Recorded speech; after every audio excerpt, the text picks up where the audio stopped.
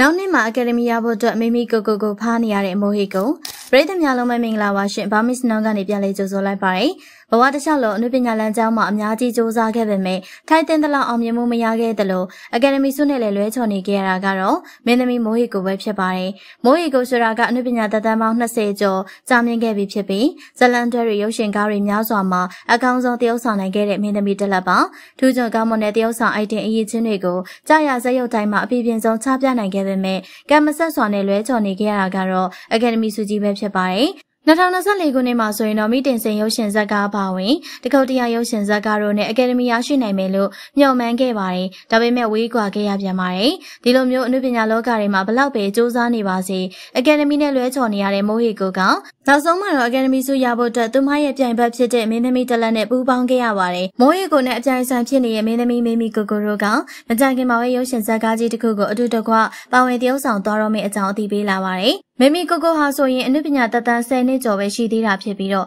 မိုးဟီကိုလောက်ဝမရင်သေးပါဘူးဒါပေမဲ့တကားဆိုတကားပေါက်မြောက်အောင်မြင်အောင်ရိုက်ကူးနိုင်ခဲ့ပြီးတော့ပထမဆုံးခေါင်းဆောင်မင်းသမီးနေရာမှာပါဝင်ရိုက်ကူးခဲ့တဲ့တပင်းတဲ့မြောင်နှင်းစီရုပ်ရှင်ဇာတ်ကားကြီးနဲ့အကယ်ဒမီဆုကြီးကိုချိန်ချောက်နိုင်ခဲ့ပါတယ်မင်းသမီးမိုးဟီကိုနဲ့အပြိုင်စကားတင်စင်းကိုဝင်ခဲ့ပြီးတော့ကံမကောင်းစွာနဲ့အကယ်ဒမီဆုနဲ့လွဲချော်ခဲ့ရပါတယ်ဒါပေမဲ့လည်းသူမအနေနဲ့မိုးဟီကိုအတွက်အရန်ကိုအားကောင်းတဲ့ပြိုင်ဘက်တစ်ယောက်ဖြစ်လာခဲ့ပါတယ်။နှစ်ယောက်စလုံးကအကောင်းဆုံးပြိုင်ဆိုင်ခဲ့ကြပေမဲ့သူတို့ထက်သာတဲ့မင်းသမီးတစ်လက်ကအကယ်ဒမီဆုကိုရရှိသွားတဲ့အတွက်ဝမ်းနည်းစရာကောင်းနေခဲ့ပါတယ်။ဒါကြောင့်နောက်ဆုံးမှာတော့ဘသူကမှအားကိုးအားထားပြုစရာမလိုသလိုနောက်ခံအင်အားလည်းမရှိပန်ပိုင်းဆိုင်ကြတဲ့မိုးဟီကိုနဲ့မင်းမီကိုကိုတို့ကနှစ်ယောက်သားအတူပူးပေါင်းပြီးရုပ်ရှင်ဇာတ်ကားရိုက်ကူးဖို့အတွက်ဆုံးဖြတ်ခဲ့ပါတယ်။ဒီရုပ်ရှင်ကားကြီးကိုတော့ဒါရိုက်တာဝိုင်းကပဲဦးဆောင်ပြီးရိုက်ကူးသွားမှာဖြစ်ပြီးမင်းသားကတော့တိုင်ရောမှာမင်းသမီးကတော့မိုးဟီကိုနဲ့မီမီကိုကိုတို့နှစ်ယောက်အပြိုင်ဆိုင်ဖြစ်ကြပြီးတော့ဇက်ကားနာမည်ကလည်းမရပြိုင်လို့အမည်ရပါတယ်။ဒီလိုမျိုးပြိုင်ဆိုင်မှုအပြင်းထန်နေတဲ့ရုပ်ရှင်ဇက်ကားကြီးကိုအကယ်ဒမီရဖို့တရှိပြေခဲ့တဲ့ထိပ်တန်းမင်းသမီးနှစ်ယောက်ကအကောင်းဆုံးသရုပ်ဆောင်ပြီးတော့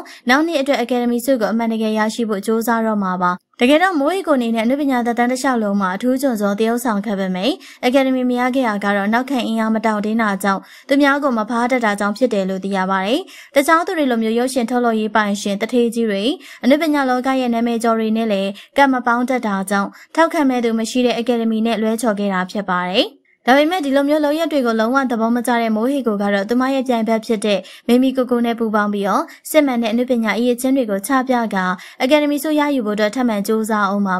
လက်ရှိမှာဆိုရင်တော့မင်းသမီးနှစ်လအပြိုင်ဆိုင်တရုပ်ဆောင်ကြတော့မဲ့မရပြိုင်ရုပ်ရှင်ဇာတ်ကားကြီးကိုလည်းရိုက်ကူးရေးတွေစတင်နေပါပြီဘလို့ဇက်ရုပ်ဇက်အိမ်မျိုးနဲ့သူမတို့ရဲ့ထူးချွန်ပြောင်ပြောင်းတဲ့အနုပညာအရေးချင်းတွေကိုချပြသွားအောင်မလဲဆိုတာကတော့မကြခင်မှာတွေ့မြင်ရတော့မှာပါပြိုင်ဆိုင်မှုအပြင်းထန်နေတဲ့ဒီမင်းသမီးနှစ်လအပြိုင်ကျဲပြီးတော့တရုပ်ဆောင်ထားတဲ့ဒီရုပ်ရှင်ဇာတ်ကားကြီးမှာနှစ်ယောက်တည်းကတစ်ယောက်ကတော့အကယ်ဒမီရသွားနိုင်မယ်လို့ပရိသတ်ကြီးတို့ရောထင်ကြပါသလားရှင်အဆုံးထိကြည့်ရှုပေးတဲ့အတွက်အားလုံးကိုကျေးဇူးတင်ပါတယ်ရှင်